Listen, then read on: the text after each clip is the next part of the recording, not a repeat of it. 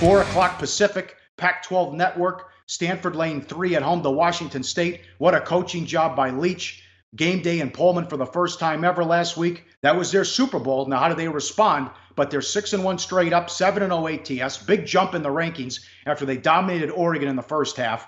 They should be 7-0. There were some bad calls went against them, and they blew that game on that Friday night at USC. So much so that Leach sent a text to the Pac-12 and questioned the integrity of the league and the officials. Stanford's good, but they've had a tough schedule. They're 5-2. Love's been banged up. USC, San Diego State, Notre Dame, Arizona State, Oregon, Utah. Brutal schedule so far. 5-2, and now you got Washington State and Washington with your next two games. I love Costello, their quarterback, but the big story here is one of the best quarterbacks in college football and leading the nation in passing yards. Minshew. Kid's awesome. I know you love the mustache, but he was fantastic last week against Oregon. Here's what concerns me, though, and the whole key to the handicap.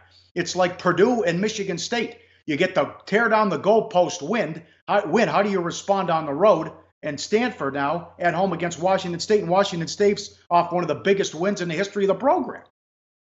Well, there's one big difference why this is not like Purdue, Michigan State, and that's the fact that Stanford has had extra time to prepare for this ball game. And that is a big difference at this stage of the season. So you have one team coming off their biggest game of the year, and the other team coming in with extra time to prepare. I guess they played Thursday, but, they played early in the week. That extra time matters in this instance. I am concerned about Stanford's health. The offensive line, they're young. They're a little bit beat up. And it's certainly not as imposing as some of the Stanford offensive lines that we've seen. Bryce Love, who came to the season, Heisman frontrunner, all that. Only 87 carries, just 390 yards this season. He's missed a couple of games already and has not been fully healthy. So why Stanford been a little bit disappointing per se? They haven't been able to be as two-dimensional as they like. Now, they have been able to throw the football effectively. And Costello, man, I love this kid, J.J. Arcega-Whiteside. 6'3", 225 pounds, 9 receiving touchdowns already. And Stanford can give that Wazoo secondary a lot of trouble. Remember, Washington State last week, how'd they win? The offense got the job done, but the defense, they were sacking Herbert. They were getting coverage sacks. He completed only 6.1 yards per attempt for Herbert last week. That's the type of defense they're going to need to have to beat Stanford. But I don't know that the Washington State secondary runs a lot of zone.